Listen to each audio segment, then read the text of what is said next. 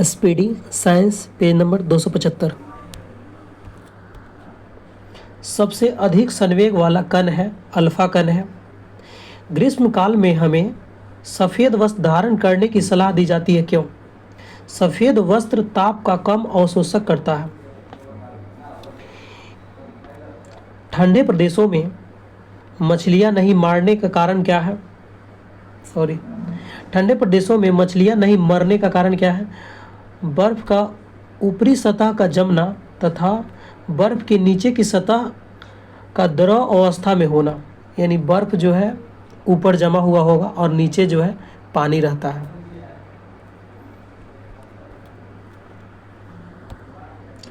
Hydrogen से भरा गुब्बारा वायु में ऊपर जाकर फट जाता है, क्यों? वायु दाब घट जाता है इसी के कारण। वास्तविक रूप से एक्सरे होते हैं, विद्युत चुंबकीय तरंग होते हैं।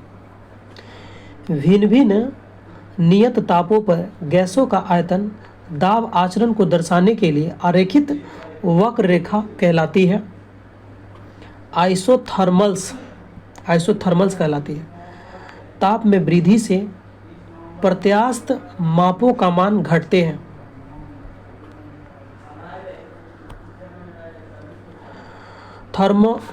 थर्मोकपल थर्मामीटर किस सिद्धांत पर कार्य करता है? सीवेक प्रभाव।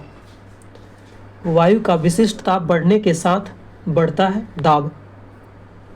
बर्फ का आयतन जल के आयतन से अधिक होता है।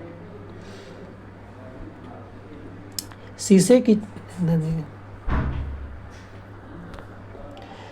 की छड़ जब वाष्प में रखी जाती है तो इसकी लंबाई बढ़ जाती है, परंतु इसकी चौड़ाई जो है बढ़ती है। जब बर्फ जल पर तैरती है, क्यों? जल से हल्की होती है, इसी कारण।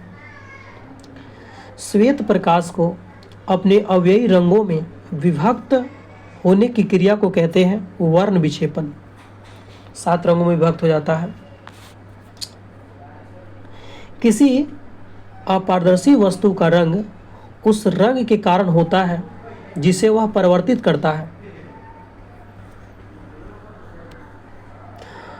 आंखें कार्य करती हैं उत्तल लेंस की भांति। लेजर किरणों द्वारा किसी वस्तु का त्रिविमीय चित्र प्राप्त करने की तकनीक को कहते हैं होलोग्राफी। आंख के धूप के चश्मे का निर्माण किया गया है रमन प्रभाव के सिद्धांत पर। आंख के धूप के चश्मे का निर्माण किया गया है रमन प्रभाव के सिद्धांत पर। किसी व्यक्ति का पूरा प्रतिबिंब देखने के लिए एक समतल दर्पण की न्यूनतम ऊंचाई होती है व्यक्ति की ऊंचाई की आधी। सोनार अधिकांशतः प्रयोग में लाया जाता है 9 संचालकों द्वारा।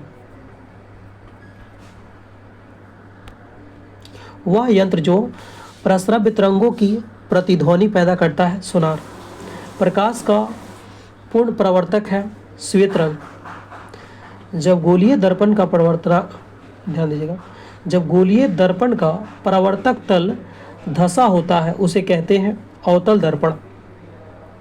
ऐसे होता है, इसका तल जो है इधर धंसा हुआ होता है।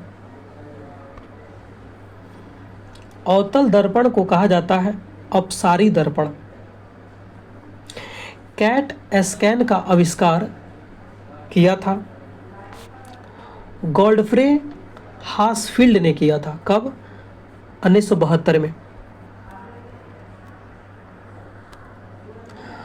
कांच में आई दरार का चमकना उदाहरण है पूर्ण आंतरिक परावर्तन। पानी में पड़ा हुआ सिक्का ऊपर उठा हुआ दिखाई देता है, क्यों? अपवर्तन के कारण। समतल दर्पण द्वारा बना प्रतिबिंब कैसा होता है? आभासी होता है। जब कोई तरंग एक स्थान से दूसरे स्थान पर जाती है तो वह परिवर्तित करती है ऊर्जा का। ध्यान दीजिएगा, जब कोई तरंग एक स्थान से दूसरे स्थान पर जाती है तो वह परिवहन करती है ऊर्जा का परिवहन करती है।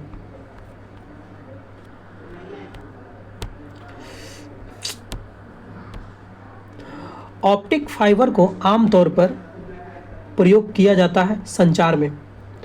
जब ध्वनि तरंगे चलती है तो यह अपने साथ ले जाती है ऊर्जा। दंत चिकित्सक का दर्पण कौन सा होता है? अवतल दर्पण। मैक संख्या कहते हैं किसी विमान के वेग और ध्वनि के वेग के अनुपात को।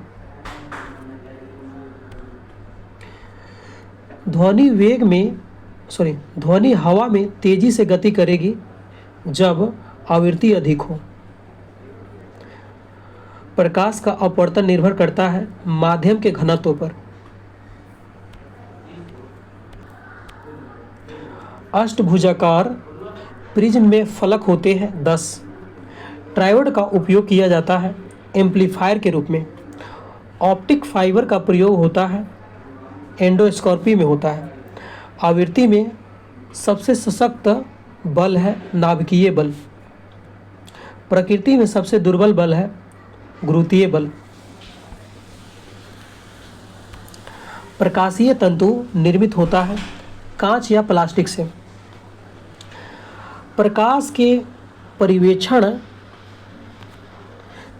प्रकाश के परिक्षेपण का अध्ययन करने के लिए किया जाने वाला उपकरण है स्पेक्ट्रोमीटर। मरीचिका है एक प्रकार का वायुमंडलीय दृष्टिभ्रम है। भिन्न भिन्न तारों में भिन्न भिन्न रंगों का विविधता का कारण क्या है? तापमान है। किसी कमरे के एक कोने में सेंट खुली शीशी रख देने पर उसकी खुशबू कमरे में सभी भागों में फैल जाने का कारण क्या है? विसरण। क्वार्ट्ज बनता है कैल्शियम सिलिकेट से। गर्भाशय में शिशु के विकास की जानकारी हेतु प्रयुक्त किया जाता है अल्ट्रासाउंड।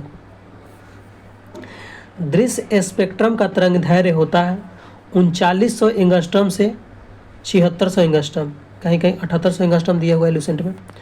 3900 से 7800 एंगस्ट्रम या 7600 एंगस्ट्रम। डेसिबल कहते हैं बेल के 10वें भाग को कहते हैं। कैरियोलॉजी के अंतर्गत अध्ययन किया जाता है केंद्रक से संबंधित संरचनाओं का। प्रजनन क्रियाओं का अध्ययन किया जाता है भ्रूण विज्ञान के अंतर्गत।